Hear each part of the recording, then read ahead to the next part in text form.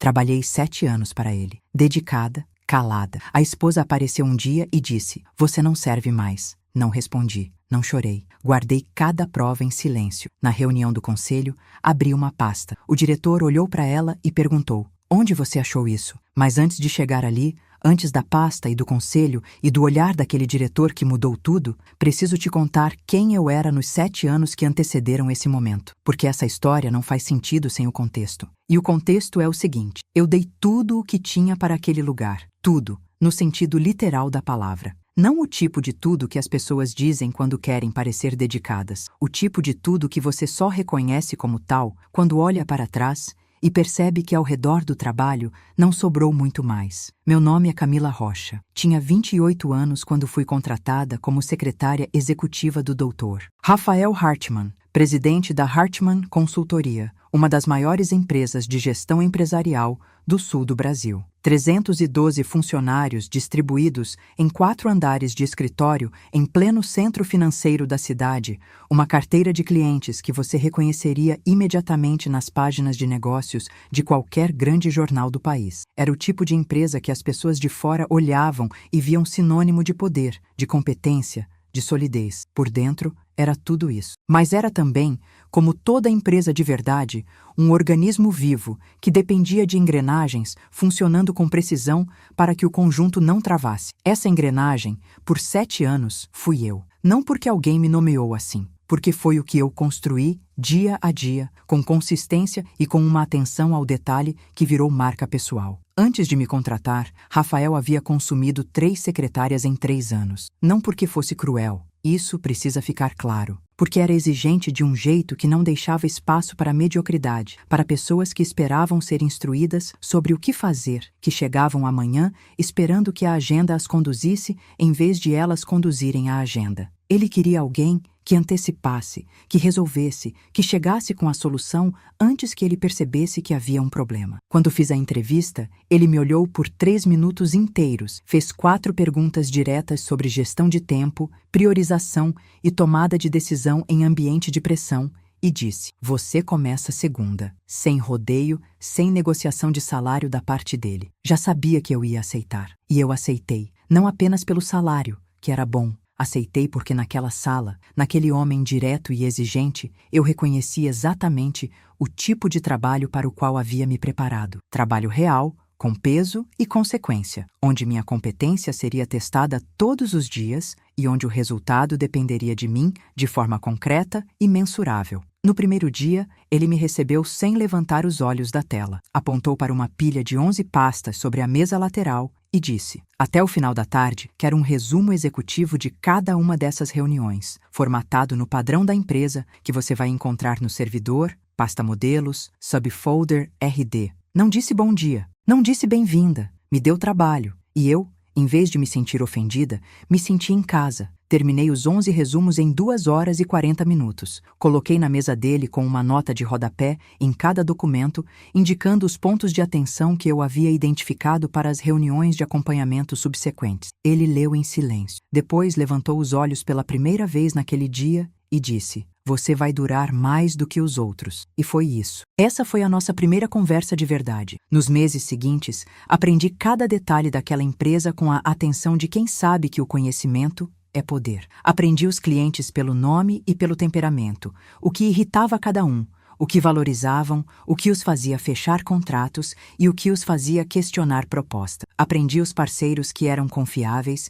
e os que precisavam de monitoramento constante. Aprendi a agenda de Rafael não como uma lista de compromissos, mas como uma narrativa estratégica viva, onde cada reunião tinha uma história anterior e uma consequência futura, e onde meu papel era garantir que ele chegasse em cada encontro como o homem mais preparado na sala. Com o tempo, comecei a antecipar conflitos de agenda antes que se tornassem problema. Comecei a perceber padrões nos e-mails de clientes que indicavam insatisfação antes que ela fosse verbalizada. Comecei a cruzar informações de contratos, datas de renovação e históricos de relacionamento, de forma que Rafael tinha, na minha mesa, uma inteligência de negócios que muitos vice-presidentes de empresas maiores não tinham disponível de forma consolidada. Com 5 anos de empresa, tinha acesso a informações que muitos sócios minoritários não tinham. Sabia de negociações antes que se tornassem contrato. Sabia de crises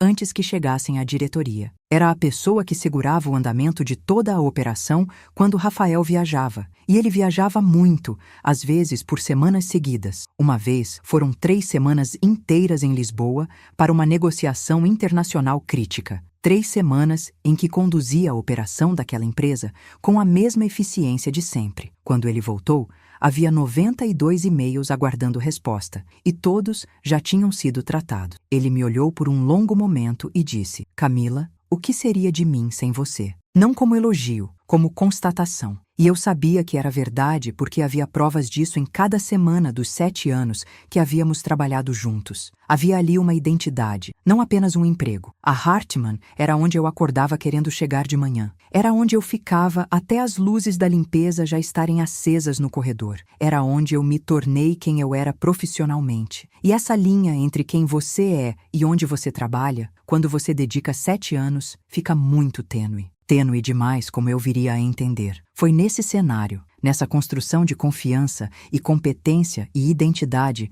que havia levado 7 anos para ser erguida, que Renata Hartmann entrou pela primeira vez pela porta do escritório numa manhã de outubro. Frio, aquele tipo de frio de início de estação que faz o corredor de mármore branco do andar soar diferente, mais vazio. Eu estava de pé, perto da impressora, esperando um relatório, quando ouvi o clique do salto. Levantei os olhos e a reconheci antes que ela chegasse perto o suficiente para se apresentar, porque eu havia, por discrição profissional, evitado seguir as redes sociais dela, mas os olhos e o rosto eram inconfundíveis para quem havia passado anos vendo a mesma foto emoldurada na mesa do presidente. Alta, loira, com um casaco bege que custava provavelmente o equivalente a 1 mês e meio do meu salário, carregando uma bolsa italiana que eu reconheci de revistas. A postura de quem está acostumada a ser olhada, e de fato o andar inteiro olhou. Ela parou diante da minha mesa com um sorriso que não chegava aos olhos. Disse: Você deve ser a Camila. Rafael vive falando de você.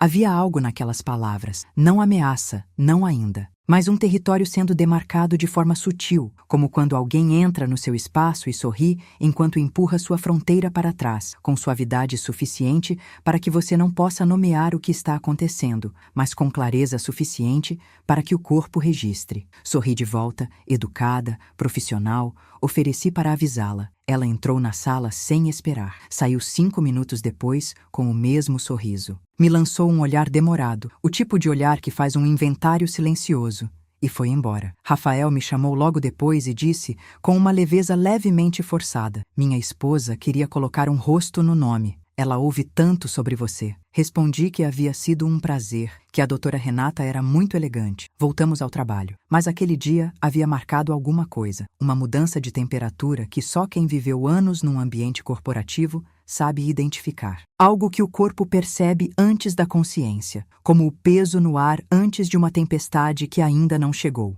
As visitas foram se tornando mais frequentes, sempre sem aviso, sempre com pretextos que foram ficando mais frágeis com o tempo. Buscar Rafael para um almoço, deixar documentos que ele havia esquecido, passar rápido antes de uma consulta próxima. E em cada visita, invariavelmente, os primeiros olhos que ela buscava quando entrava eram os meus, não para me cumprimentar, para me verificar, para confirmar que eu ainda estava ali. Os comentários começaram devagar, com a precisão de quem sabe exatamente quanto pode ir sem que o alvo consiga reagir de forma visível. Numa tarde em que eu estava ao telefone resolvendo uma questão urgente com um fornecedor de equipamentos, ela passou pela minha mesa, se inclinou para Rafael, que estava a alguns passos, e disse em voz alta o suficiente para que eu ouvisse cada palavra: Ela fica o dia todo no telefone? Aqui é escritório ou central de atendimento? E riu. Rafael também riu, aquele riso desconfortável de quem não sabe bem o que fazer com o que acaba de acontecer. Continuei na ligação,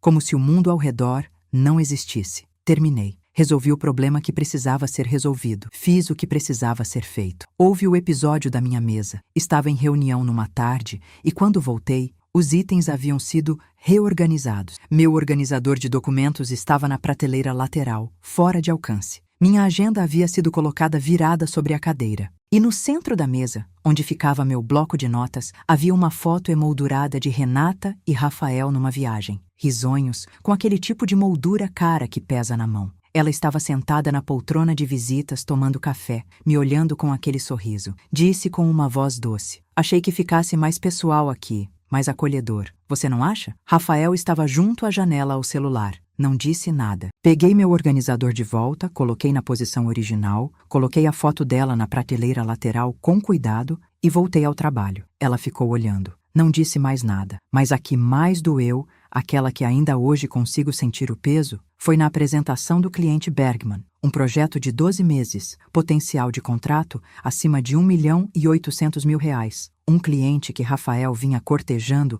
há quase um ano. Eu havia dedicado 3 dias inteiros àquele material. Slides trabalhados com informação densa, mas visualmente limpa. Análise de mercado completa, benchmarking detalhado, proposta de honorários escalonada em 3 cenários com justificativa para cada um. Uma pasta física impressa em papel de qualidade, encadernada, com índice. Havia ensaiado mentalmente a abertura da apresentação no trajeto de casa naquela manhã. Renata apareceu sem qualquer razão que eu conseguisse identificar. Cumprimentou o cliente com desenvoltura, sentou num canto da sala de reunião. Quando iniciei a apresentação, ela se inclinou para Rafael e disse, numa voz calibrada para ser discreta, mas para eu ouvir: "Ela foi quem fez isso? Parece trabalho de estagiário. Você devia ter mandado fazer por uma consultoria externa." O cliente me olhou. Eu sorri. Continuei. Conduzi cada slide com precisão cirúrgica. Respondi cada pergunta com dados que eu sabia de memória. Fechei a proposta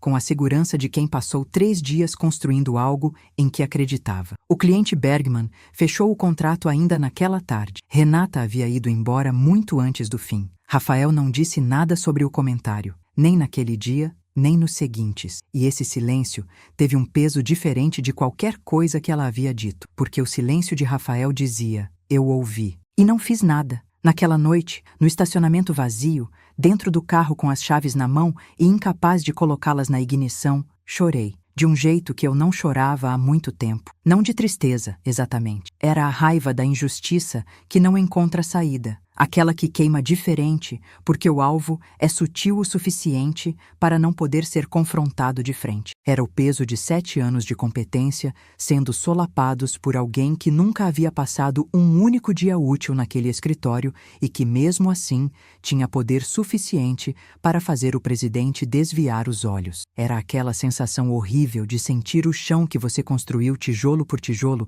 começar a rachar por baixo dos seus pés e não saber como segurar.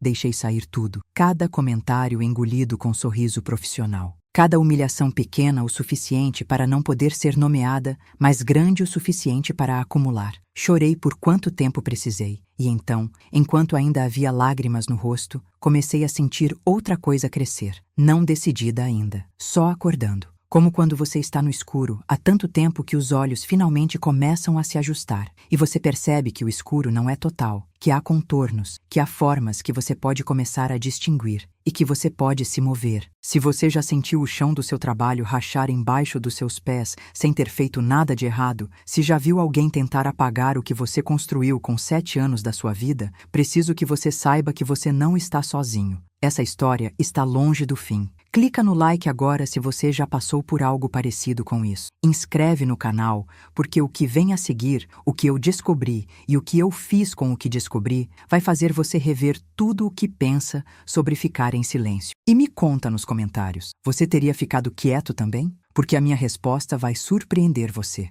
Na manhã seguinte, acordei diferente. Não sei descrever de outra forma, a não ser dizendo que o choro da noite anterior havia lavado a paralisia. A dor ainda estava lá, a raiva também, o cansaço de carregar meses de humilhação sem poder reagir. Mas a névoa, aquela névoa específica do não saber o que fazer, havia levantado. Cheguei ao escritório 30 minutos antes do habitual, o que já era cedo. Sentei, liguei o computador e, pela primeira vez em meses, não abri imediatamente a agenda de Rafael para começar a preparação do dia dele. Abri, em vez disso, o arquivo de registro de visitas que eu mantinha por hábito profissional antigo, porque eu registrava tudo, desde sempre, como questão de metodologia. 27 visitas de Renata ao escritório em 4 meses. 27. Antes mesmo de calcular os dias úteis naquele período, o número soou anômalo. Mas o que me chamou a atenção não foi o volume, foi o padrão. Passei 20 minutos cruzando as datas das visitas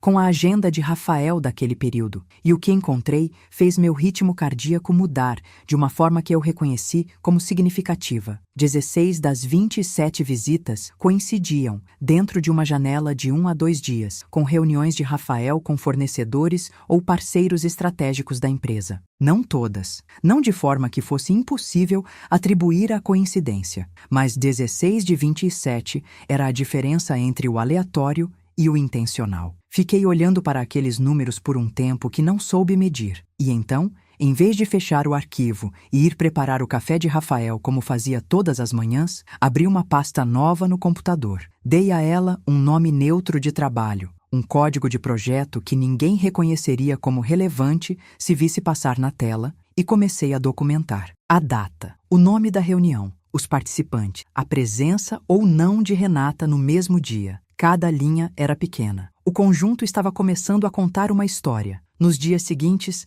passei a observar com uma qualidade diferente de atenção. Não a Renata especificamente. Isso teria sido óbvio demais e não era o que eu precisava. O entorno, as reações, os detalhes que antes eu processava como ruído de fundo da rotina e que agora eu ouvia como dados. Como quando você aprende uma língua nova e de repente começa a entender palavras que sempre estiveram no ar ao seu redor, e o mundo soa mais rico e mais complicado do que era antes. A primeira coisa que eu ouvi, sem querer, aconteceu numa quarta-feira, 3 semanas depois da noite do estacionamento. Estava na sala de impressão, que ficava adjacente a uma das salas de reunião menores, separada por uma parede que o arquiteto havia tornado fina demais. Um detalhe que, ao longo dos anos, havia me deixado involuntariamente informada sobre conversas que não eram para os meus ouvidos. A reunião dentro era entre Rafael, o responsável pela área de suprimentos, e o representante de uma fornecedora de softwares de gestão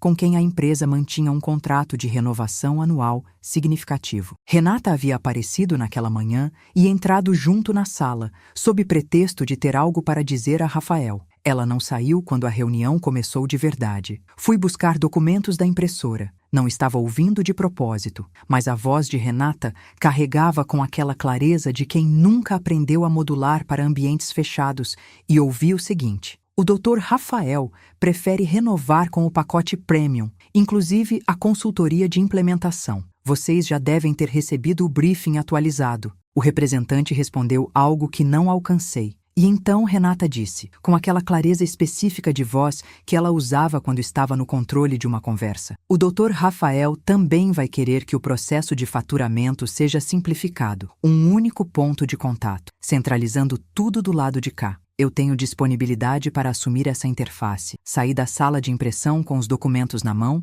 voltei à minha mesa, sentei, respirei e abri a pasta no computador. Adicionei um arquivo novo, escrevi a hora, a data, as palavras exatas que havia ouvido. Nos dias seguintes, comecei a examinar os contratos de fornecedores renovados nos últimos 2 anos. Era parte do meu acesso normal de trabalho. Não havia nada que precisasse de autorização especial para isso. Fui abrindo cada contrato, comparando versão atual com versão anterior, olhando para os valores, para as cláusulas, para os nomes, e fui encontrando, devagar, com aquela qualidade de silêncio que vem de descobrir algo que confirma uma intuição que você não queria ter. Em 7 contratos de fornecedores diferentes, renovados ao longo dos últimos 18 meses, havia sido inserida, nas versões mais recentes, uma cláusula adicional de consultoria de implementação ou de serviço de interface que não existia nas versões originais. Cláusulas que representavam valores adicionais que variavam entre 8 e 22 mil reais por contrato. E em todos os 7, o responsável de contato designado pela Hartmann para essa interface era uma empresa chamada RH Soluções Integradas. Copiei o CNPJ. Abri o portal de consulta pública. Empresa constituída havia 2 anos. 2 sócios. Um era um nome que eu não conhecia. O outro era Renata de Almeida Hartmann. Fiquei olhando para a tela por um longo momento. O coração batia de um jeito estranho, não acelerado, mas pesado, como quando você confirma algo que uma parte de você já sabia, mas esperava estar errado. Respirei fundo 2 vezes. Abri a pasta. Comecei a documentar com a mesma meticulosidade que eu aplicava a cada tarefa daquele trabalho. Capturas de tela com data e hora visíveis. Cópia dos contratos, versão original e versão atual, lado a lado. Os valores comparados, os nomes, cada arquivo nomeado de forma sistemática. A pasta foi crescendo em silêncio, um arquivo de cada vez, como um arquivo que vai sendo construído por uma arquivista que sabe que um dia aquilo vai precisar estar perfeito. As humilhações não pararam durante esse período. Se algo, escalaram, como se Renata sentisse sem saber exatamente o que algo havia mudado em mim, e respondesse a esse pressentimento com mais pressão, mais frequência, mais provocações, como se quisesse verificar se eu ainda rachava da mesma forma que antes. Teve o episódio do almoço de diretores. Uma vez por trimestre, Rafael reunia os 4 diretores num almoço de alinhamento estratégico, sempre no mesmo restaurante, sempre reservado por mim com 2 semanas de antecedência. Havia feito a reserva, confirmado na véspera, enviado o lembrete no dia. Na manhã do almoço, Renata ligou para o restaurante e cancelou, dizendo que o Dr. Hartmann havia decidido mudar de local. Eu descobri quando os diretores chegaram ao restaurante e não havia mesa. Rafael me ligou irritado. Fiz nova reserva em 15 minutos num restaurante equivalente, articulei o deslocamento e o almoço aconteceu com um atraso de 40 minutos. Rafael nunca soube que havia sido Renata que cancelara. Documentei o episódio, adicionei a pasta. Teve a conversa no corredor. Ela me chamou para um ponto cego das câmeras, com aquela precisão de quem estudou o espaço, e disse com uma voz baixa e cuidadosamente suave: Camila, eu sei que você é muito dedicada, mas às vezes dedicação demais pode ser mal interpretada. Pode parecer que você ultrapassa os limites do seu cargo. Não seria bom para ninguém, né? Eu a olhei por um momento. Depois disse: obrigada pela preocupação. Tenho muito trabalho para terminar. E virei as costas com calma calculada. Ela ficou parada no corredor. Acho que esperava que eu tremesse. Documentei o episódio. A hora, o local, as palavras exatas. Teve a tarde em que ela disse a Rafael, na minha presença, que o e-mail que eu havia enviado ao diretor Andrade era inapropriado para o tom que a empresa precisava manter com a diretoria. O e-mail em questão era um alinhamento de pauta, neutro, profissional, idêntico a centenas de outros que eu havia enviado ao longo de 7 anos e que Rafael havia jamais questionado. Ele me pediu para deixá-los. Saí, documentei. Mas o que a pasta precisava para ser mais do que evidência circunstancial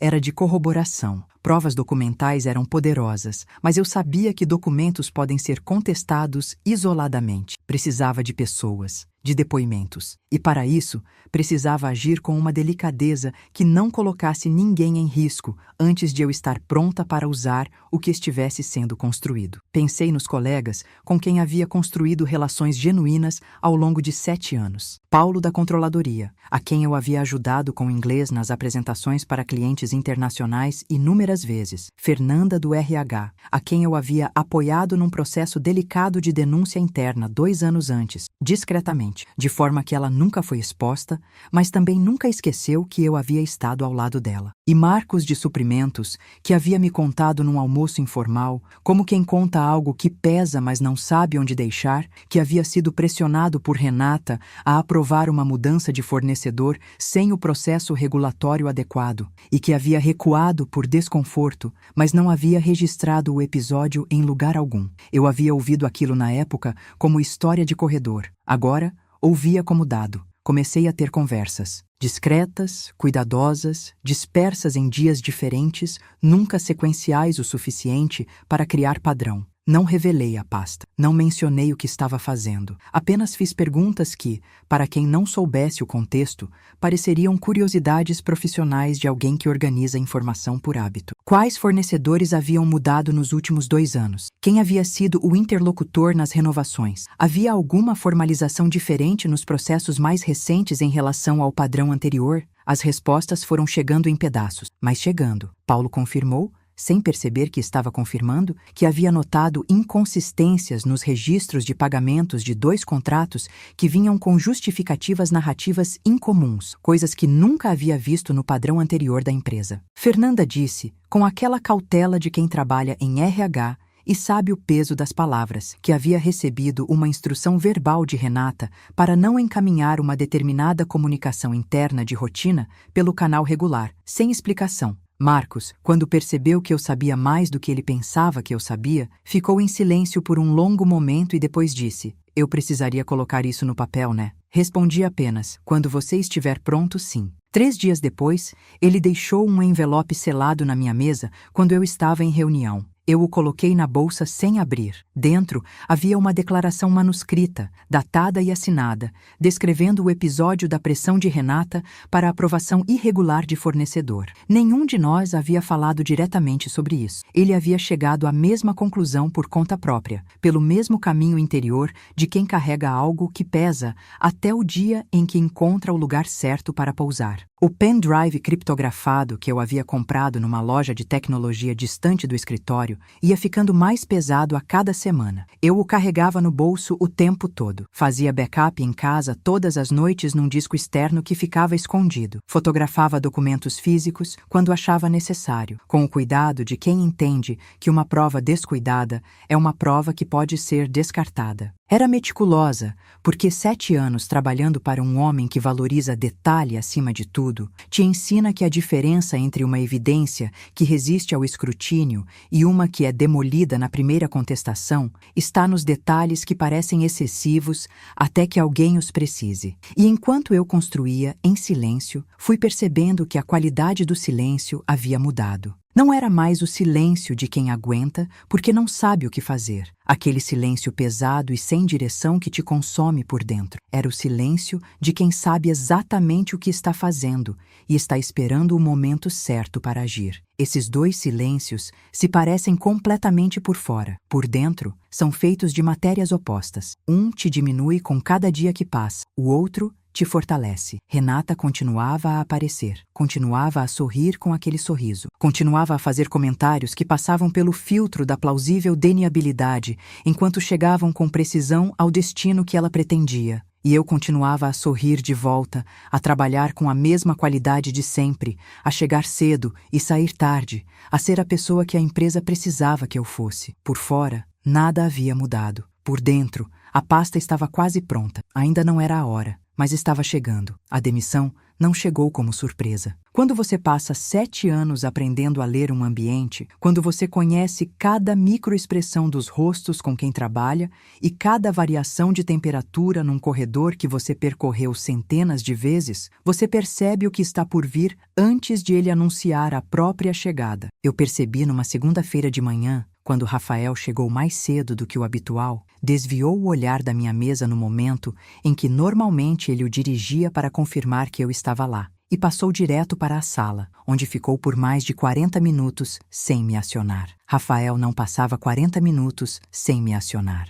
Nunca. Mesmo nas manhãs mais calmas, havia sempre algo, uma confirmação, um documento para revisar, uma instrução verbal para o dia. Aquela manhã silenciosa foi mais barulhenta do que qualquer coisa que ele poderia ter dito. Renata chegou às 11. Com ela, aquela energia que eu aprendi a identificar ao longo dos meses. A energia de quem chegou para fechar um assunto, não para fazer uma visita. Entrou direto, sem me cumprimentar, sem me lançar aquele olhar de verificação que era o seu ritual habitual de entrada. Isso em si me disse algo. Ela não precisava mais me verificar. Já sabia o que vinha a seguir. Fechou a porta da sala de Rafael. Fiquei na minha mesa. Continuei trabalhando. Ou tentando, porque minha atenção estava dividida de uma forma que precisava de esforço consciente para gerenciar. Organizei pastas que já estavam organizadas. Reli e-mails que já haviam sido respondidos. Mantive os ombros relaxados, as mãos tranquilas, a postura neutra que 7 anos de ambiente corporativo de alta pressão me haviam ensinado como armadura, porque eu havia me preparado para aquele momento. Não para a dor, que eu sabia que viria independente de qualquer preparação, mas para como me comportar dentro dela, para o que dizer e, mais importante, para o que não dizer e o que não deixar transparecer. A porta se abriu 45 minutos depois. Renata saiu primeiro, com um sorriso. Aquele sorriso que eu havia catalogado em memória com a precisão de quem estuda o inimigo. Rafael apareceu na porta logo atrás, com aquela expressão de desconforto que eu havia decifrado em tantas situações ao longo dos anos e que, naquele contexto, me disse tudo antes que ele abrisse a boca. Me chamou pelo nome com uma voz que não era a voz do dia a dia. Era a voz de quem está prestes a fazer algo que sabe que está errado, mas decidiu fazer de qualquer forma. Entrei na sala, sentei na cadeira onde havia sentado centenas de vezes em 7 anos de trabalho. Era a mesma cadeira, o mesmo couro, a mesma posição exata em relação à mesa dele, mas estava diferente. As coisas ficam diferentes quando você sabe o que está prestes a acontecer. Rafael falou por 4 minutos. Eu sei o tempo exato porque havia um relógio de mesa atrás dele, e eu olhei quando ele começou a falar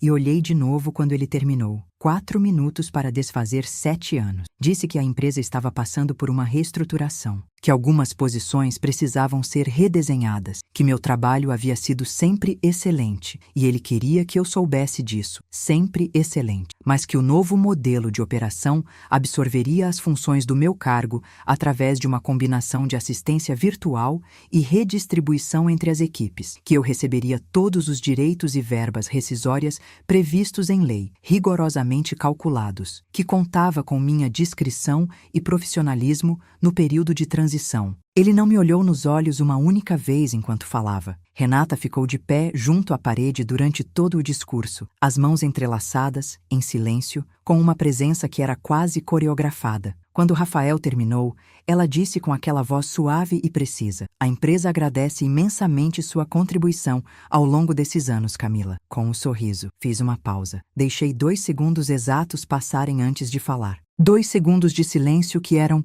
comunicação em si. Eu não estou desmontando, eu não estou chorando, eu não estou reagindo da forma que você esperava. Depois disse com voz firme e neutra: "Compreendo. Posso retirar meus pertences pessoais agora?" Rafael pareceu por uma fração de segundo levemente desestabilizado pela calma. Disse que sim. Agradeci a ambos pelo tempo compartilhado na empresa com a mesma formalidade profissional com que teria encerrado qualquer reunião de trabalho, e me levantei. Caminhei até a porta com a postura de sempre. Não vacilei. Não olhei para Renata mais do que o necessário para incluí-la no agradecimento. Na minha mesa, abri a gaveta e retirei os itens pessoais com o cuidado metódico de quem tem respeito pelo que está fazendo. A foto pequena da minha família, o livro que havia trazido semanas antes e que nunca teve tempo suficiente de ser lido no almoço. A caneta de presente que minha mãe havia me dado no dia em que fui contratada, com uma fita de papel dobrada, amarrada no clipe onde estava escrito com letra dela: "Você vai ser incrível."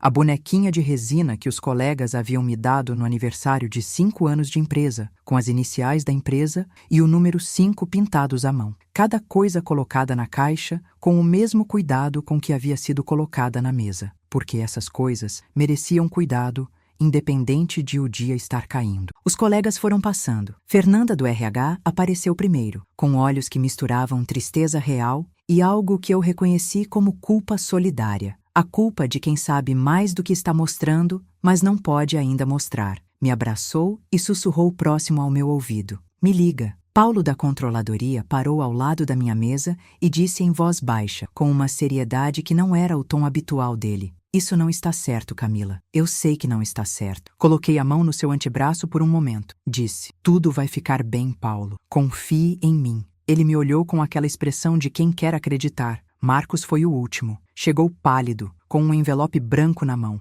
Me olhou, me entregou o envelope sem dizer nada além de: "Para o que você precisar." Coloquei na bolsa sem abrir. Só abri aquela noite, em casa, e dentro encontrei uma declaração escrita, datada, assinada com firma reconhecida, descrevendo com precisão o episódio em que Renata havia pressionado ele a aprovar uma mudança irregular de fornecedor. Ele não sabia da paz. Havia chegado à mesma conclusão que eu pelo seu próprio caminho, movido pelo mesmo peso de quem carrega uma injustiça até o dia em que encontra o lugar certo para depositá-la. Peguei minha caixa, pedi ao porteiro que chamasse um táxi. Esperou no saguão com a caixa no colo, a bolsa no ombro, costas retas, olhando para a rua. Não olhei para o elevador. Não olhei para as câmeras. Não precisava fazer mais nada naquele edifício. O que precisava ser feito ali, eu havia feito ao longo das semanas anteriores, silenciosamente, metodicamente, com a precisão de quem sabe que o timing é parte da estratégia. Porque havia duas coisas que eu havia feito na semana anterior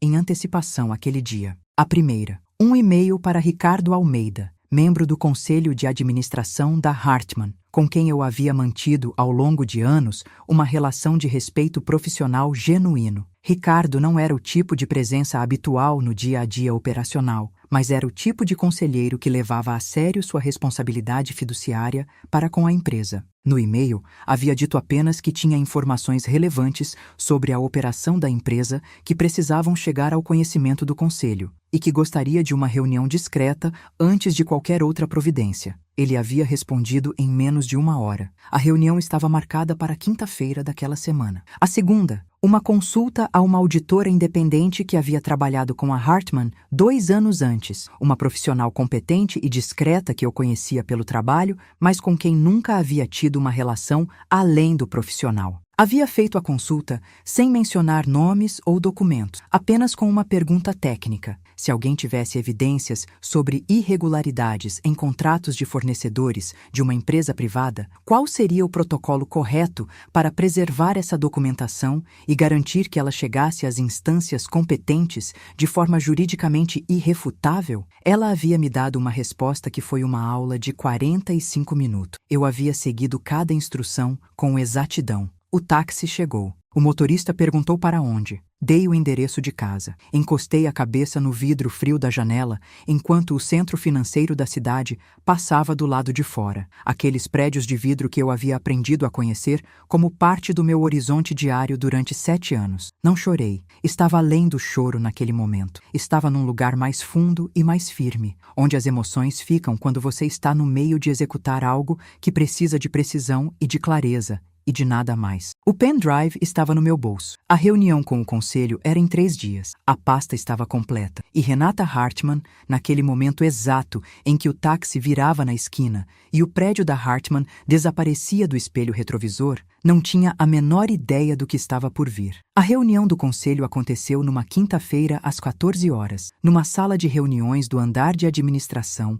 que ficava separado do andar operacional onde eu havia trabalhado por 7 anos. Ricardo Almeida havia convocado os 4 membros do conselho sob a justificativa formal de assunto urgente de compliance, o que era suficiente para gerar a reunião sem precisar de aprovação de Rafael. Rafael não foi informado com antecedência. Renata, muito menos. Entrei com a pasta física impressa e o pendrive. A pasta havia sido montada com o mesmo nível de cuidado que eu aplicava aos materiais mais importantes que havia produzido naquele trabalho ao longo de 7 anos, organizada em abas numeradas, com sumário executivo na primeira página, com cada documento acompanhado de uma contextualização de meia página em linguagem acessível para quem não estivesse imerso nos detalhes operacionais do dia a dia. O índice listava 23 itens de evidência. Havia feito 4 cópias físicas, uma para cada conselheiro, mais uma em reserva. Me sentei, disse bom dia, agradeci pelo tempo do conselho e comecei. Levei 42 minutos para apresentar tudo. Falei de forma sistemática, com a calma de quem passou semanas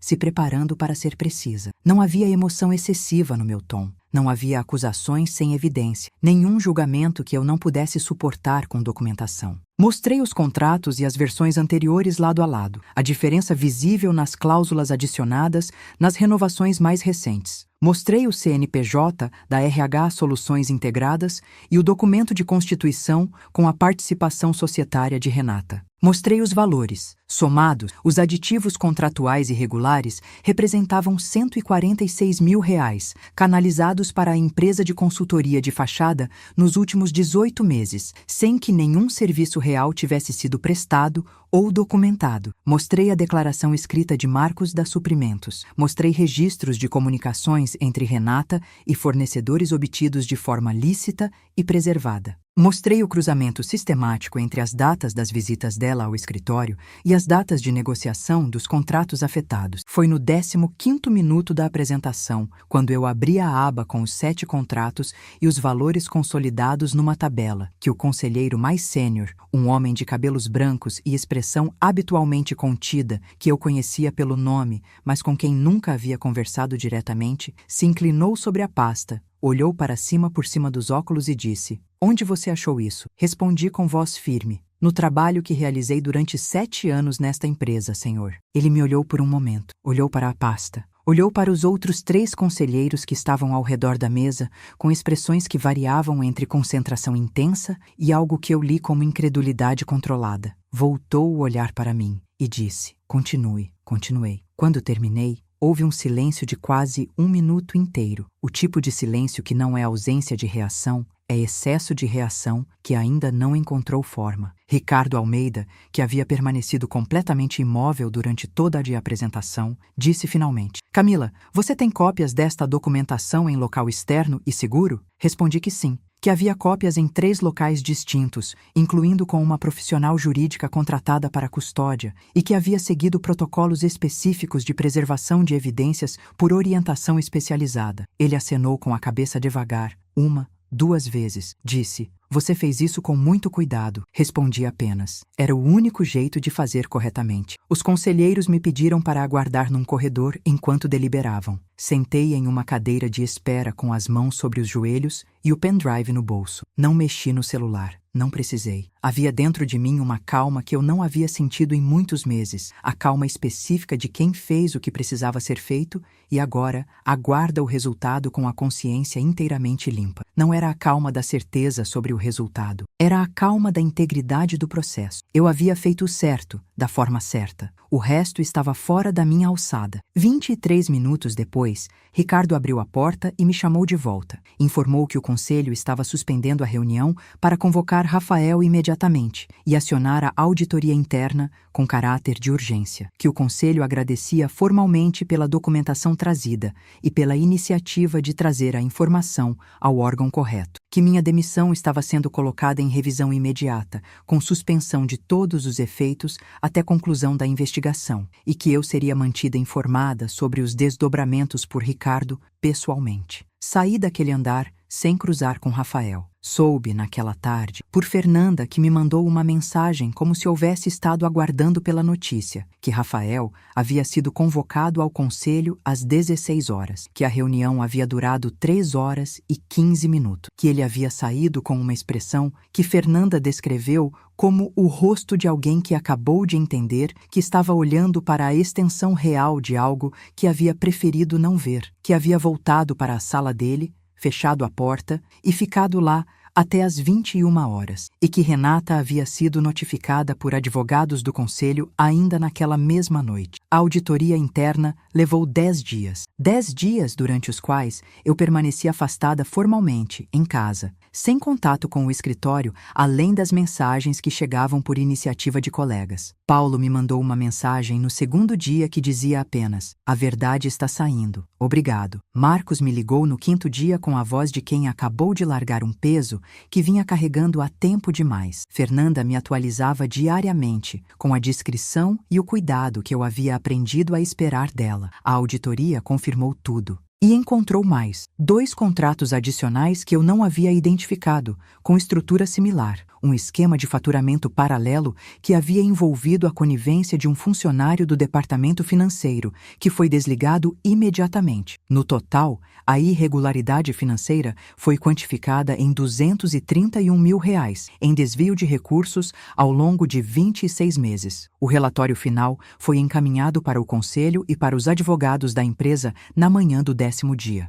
Rafael buscou encaminhamento legal com o advogado da empresa. Renata foi notificada formalmente sobre a apuração, sobre os valores identificados e sobre as medidas cabíveis. A reação inicial dela foi aquela arrogância que eu havia presenciado tantas vezes no escritório, a postura de quem não acredita que vai ser responsabilizada porque nunca foi antes. Mas quando ficou claro que a documentação era irrefutável em múltiplas camadas, que havia mais de uma testemunha com declaração formal, que havia comunicações registradas, que havia um relatório de auditoria independente, a arrogância foi cedendo com aquela velocidade específica da vaidade que encontra o espelho da consequência real. Do lado de fora da empresa, o processo tomou o curso desse tipo de história quando ela acontece em cidades onde os círculos profissionais são menores do que o tamanho das histórias que circulam neles. A exposição não foi de manchete de jornal, não precisou. No ambiente empresarial daquela cidade, onde todo mundo conhece todo mundo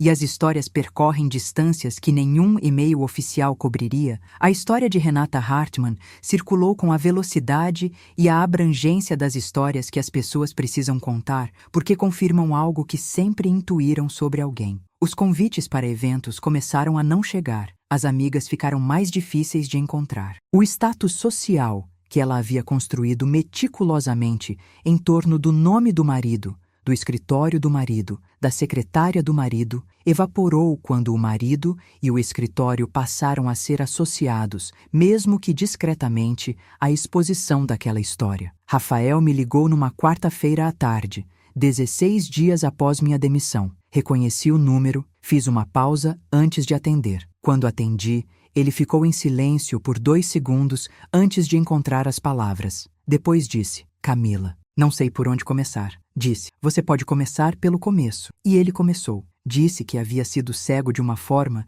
que não tinha justificativa profissional nem pessoal. Disse que havia permitido, ao longo de meses, que algo que ele sabia estar errado continuasse porque confrontar era mais difícil do que não confrontar, e que essa foi a escolha mais covarde da sua vida profissional. Disse que havia falhado comigo de uma forma que era injustificável. Disse que sentia muito.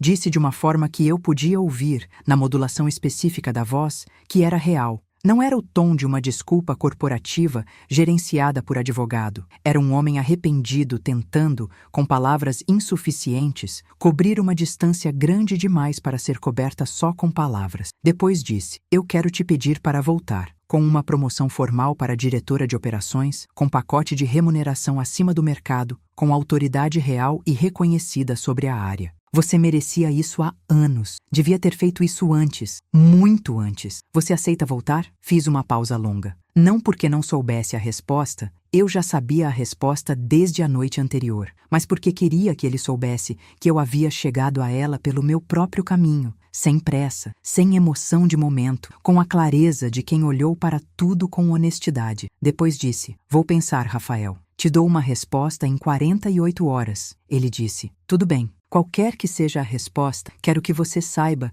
que o que você fez, a maneira como você fez, diz mais sobre quem você é do que 7 anos de trabalho já disseram. E isso é dizer muito. Desliguei o telefone. Fui até a janela do apartamento, olhei para a rua lá embaixo e comecei a pensar de verdade. As 48 horas que Rafael havia pedido viraram 72. Não porque eu precisasse de mais tempo para decidir, a decisão estava tomada desde a noite da ligação. Tomada com aquela clareza que vem de dentro para fora, sem ruído, mas porque a decisão que eu havia tomado precisava ser executada da forma certa, e a forma certa levava mais tempo do que o prazo que eu havia prometido. Passei aqueles 3 dias fazendo reuniões que Rafael não sabia que eu estava fazendo. A primeira foi com um recrutador executivo chamado Henrique, que havia me contactado 3 meses antes. Não por conta da minha demissão, que ainda nem existia na época, mas porque meu nome havia sido mencionado por um contato em comum, como perfil de interesse para posições de alto nível em empresas em expansão. Na época, eu havia agradecido o contato e dito que não estava disponível. Agora liguei de volta e disse que estava. A conversa durou 90 minutos e mudou minha compreensão de quanto eu valia no mercado de uma forma que levei um tempo para processar, porque era diferente do que eu havia construído como referência durante 7 anos dentro de uma empresa onde o meu valor era reconhecido em privado e ignorado na estrutura formal. A segunda foi com uma consultora de carreira, indicada por Fernanda, que em 2 horas me ajudou a articular com uma clareza que eu não havia conseguido sozinha o que eu queria do próximo capítulo. Não o que eu achava que deveria querer. Não o que seria sensato ou seguro querer. O que eu, Camila Rocha, Com tudo que havia vivido e aprendido nos 7 anos anteriores, genuinamente queria como próxima realidade profissional. A resposta que saiu daquelas 2 horas não era uma lista de cargo. Era um conjunto de valores, ambientes onde competência seja reconhecida na estrutura, não apenas nos bastidores. Equipe que eu possa desenvolver, não apenas assistir. Autonomia real, não delegada contingentemente. E a consciência de que esses valores tinham um peso que nenhum salário, por melhor que fosse, poderia compensar se eles estivessem ausentes. A terceira reunião foi com um advogado trabalhista, indicado pelo recrutador, que me ajudou a entender com precisão o que eu poderia negociar, o que eu merecia exigir e o que representava, no mercado formal, o conjunto de experiência, capacidade e prova de resultados que eu havia acumulado. Saí daquela reunião com uma proposta clara na cabeça e com a segurança de alguém que, pela primeira vez em muito tempo, sabia exatamente o que possuía. Quando liguei de volta para Rafael na quinta-feira, sabia o que ia dizer palavra por palavra. Disse: Rafael, agradeço sinceramente a proposta e o reconhecimento. Eu sei que os dois são genuínos, mas vou declinar. Não por mágoa, porque passei pela mágoa e estou além dela. Não porque você errou, embora você tenha errado, mas porque esses dias me mostraram algo que 7 anos dentro da mesma empresa me impediam de ver com clareza. Eu sou capaz de muito mais do que o espaço que aquela estrutura me oferece, mesmo com a promoção. Não é sobre o cargo, Rafael. É sobre o que acontece quando você passa 7 anos construindo competência em silêncio, sendo indispensável sem ser reconhecida, e então percebe que o silêncio era opcional. Você me ensinou muito, genuinamente. Mas o maior aprendizado foi entender o que não vou mais aceitar. Houve uma pausa. Depois ele disse com uma voz que havia perdido toda a postura gerencial. Era só voz humana. Eu entendo. E então, depois de um silêncio breve, você vai ser extraordinária em qualquer lugar que for. Isso eu sempre soube. Respondi. Eu também sempre soube. Obrigada por tudo. E desliguei. 3 semanas depois, assumi o cargo de gerente de relações institucionais na Verona Partners, uma consultoria de médio porte em franca expansão, com remuneração 32% acima do que Rafael havia me oferecido com a promoção. Uma equipe de 4 pessoas reportando diretamente a mim,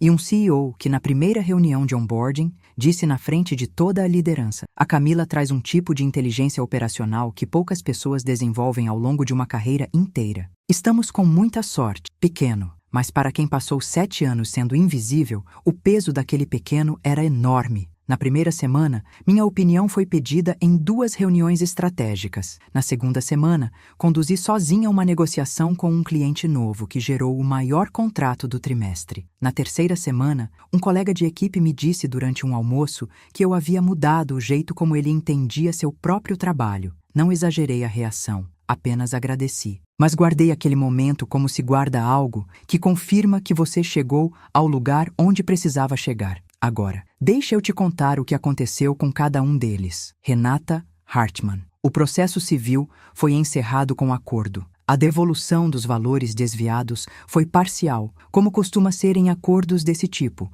onde o cálculo é feito entre o que pode ser recuperado e o custo de uma disputa prolongada. Ela e Rafael se separaram 8 meses depois da exposição, numa separação que, por tudo que cheguei a saber, através de caminhos que prefiro não nomear, foi longa e complicada e deixou rastros em ambos. Ela saiu do casamento sem o nome que havia usado como plataforma, sem o círculo social que havia construído em torno dele, sem o status que havia transformado em identidade. Ouvi muito tempo depois, de alguém que não tem razão para mentir, que estava em outra cidade, trabalhando como consultora de imagem pessoal. Não sinto raiva dela, não me sinto superior. Sinto aquela coisa estranha que a justiça produz quando ela realmente acontece. Uma espécie de silêncio satisfeito que não precisa de audiência e não precisa de aplauso. Rafael Hartmann contratou uma nova diretora de operações, alguém de fora com boas referências e um perfil mais sênior do que o que havia sido oferecido a mim.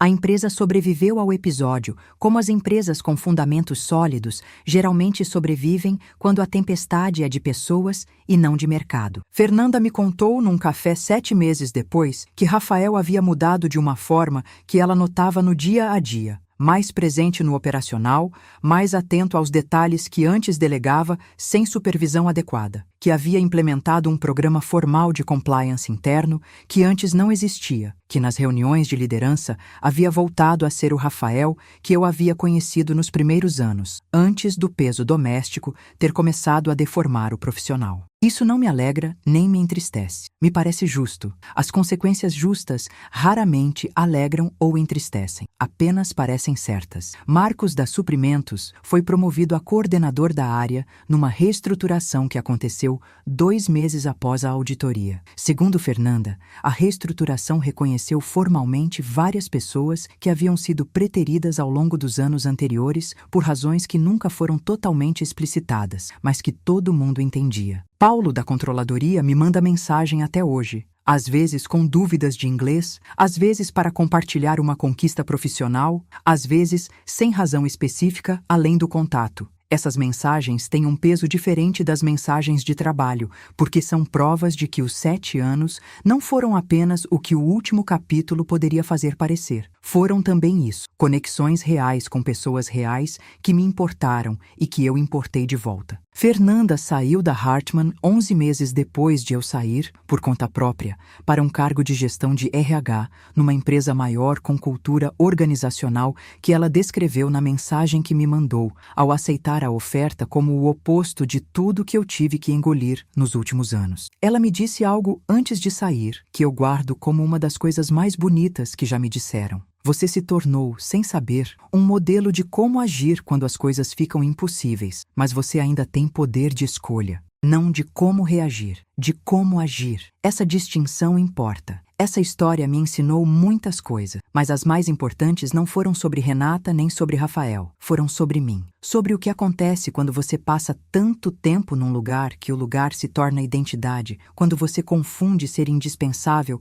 com ser valorizada. Essas duas coisas não são iguais. Ser indispensável é ser necessária. Ser valorizada é ser vista, reconhecida, tratada com a dignidade que o trabalho de 7 anos constrói e que qualquer estrutura organizacional saudável expressa na estrutura formal, não apenas nas conversas privadas. A diferença entre as duas me custou 7 anos para aprender. Não mudaria nada, porque cada ano foi necessário para o desfecho. Mas nomeio essa diferença agora para quem estiver ouvindo e talvez precise ouvi-la mais cedo do que eu precisei. Aprendi também sobre o silêncio. Há 2 tipos. O silêncio de quem aguenta porque não sabe o que fazer, que é o silêncio que me habitou nos meses de humilhação, que pesa com o peso específico da impotência e te consome por dentro de uma forma invisível que você só percebe completamente quando ele acaba. E o silêncio de quem observa, documenta e age com precisão e timing, que é o silêncio que me libertou, que fortalece em vez de consumir porque é uma escolha,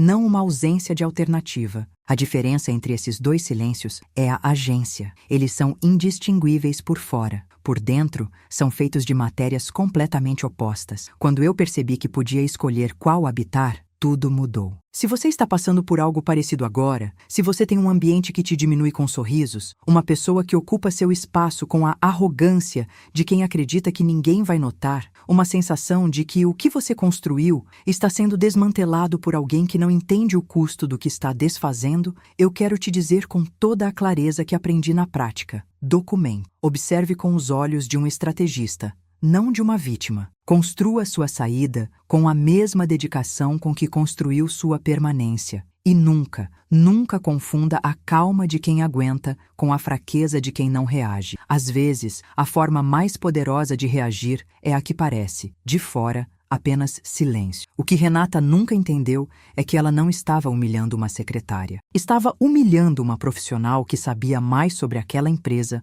do que qualquer outra pessoa naquele edifício e que tinha a disciplina, a inteligência e a paciência para usar esse conhecimento no momento exato em que ele causaria o maior impacto possível. O erro dela não foi me escolher como alvo, foi subestimar o que 7 anos de dedicação real constroem numa pessoa. O conhecimento, a rede, a credibilidade, a capacidade de documentar com precisão, a disposição de agir quando chegasse a hora. Ela viu uma secretária. Eu era a memória viva daquela empresa. E memórias, quando ativadas da forma certa, são as provas mais difíceis de contestar que existem. Naquela sala do conselho, quando abri a pasta e aquele conselheiro me perguntou onde eu havia encontrado o que estava ali dentro, eu poderia ter dito que estava nos contratos, nos registros públicos, nas comunicações arquivadas. Teria sido tecnicamente correto. Mas o que disse foi a resposta que era verdadeira, em uma dimensão mais profunda. Estava no trabalho que realizei durante 7 anos nesta empresa, e isso era a resposta mais completa, porque tudo naquela pasta existia, porque eu havia passado 7 anos aprendendo aquela empresa com uma atenção que ninguém que tentasse me substituir poderia comprar, simular ou abreviar. A competência era a prova, e a prova era a justiça. Hoje, 2 anos depois daquela noite no estacionamento em que chorei sozinha dentro do carro com as chaves na mão, sou uma profissional diferente. Não mais cuidadosa, sempre fui cuidadosa. Não mais competente, sempre fui competente. Diferente no sentido de que me conheço de uma forma que antes eu não me conhecia, com a completude que só vem de ter sido testada de verdade e de não ter cedido. Sei o que tenho valor, sei o que não vou aceitar, sei distinguir de dentro os 2 tipos de silêncio. E sei que o que aconteceu, a humilhação, a injustiça, a demissão e tudo que veio depois, não foi o pior capítulo da minha história profissional. Foi o capítulo que tornou possíveis todos os outros. Nunca mais fui a mesma. E sou profundamente grata por isso. Se você ficou aqui até o final, você acompanhou uma história inteira, do começo ao fim, da primeira humilhação à última escolha, da noite no estacionamento à manhã, na Verona Partners. Isso tem um peso. Eu sinto, e eu agradeço com o tipo de gratidão que vem de quem sabe que ser ouvido até o fim não é garantido. Se essa história tocou algo em você, se em algum momento você se reconheceu naquela secretária na sala de Rafael, no corredor com Renata, no estacionamento com as chaves na mão, clica no like agora. É a forma mais direta de me dizer que você estava aqui e que essa história importou. Se inscreve no canal porque tenho mais histórias como essa. Histórias reais de pessoas que foram subestimadas e que pela calma, pela inteligência e pela recusa em desaparecer, viraram o jogo de uma forma que ninguém viu vindo. E me conta nos comentários, o que você faria diferente? O que essa história te fez lembrar? Ou o que você ainda está carregando que talvez precise de uma pasta? Essa conversa continua aqui embaixo. Estou lendo tudo.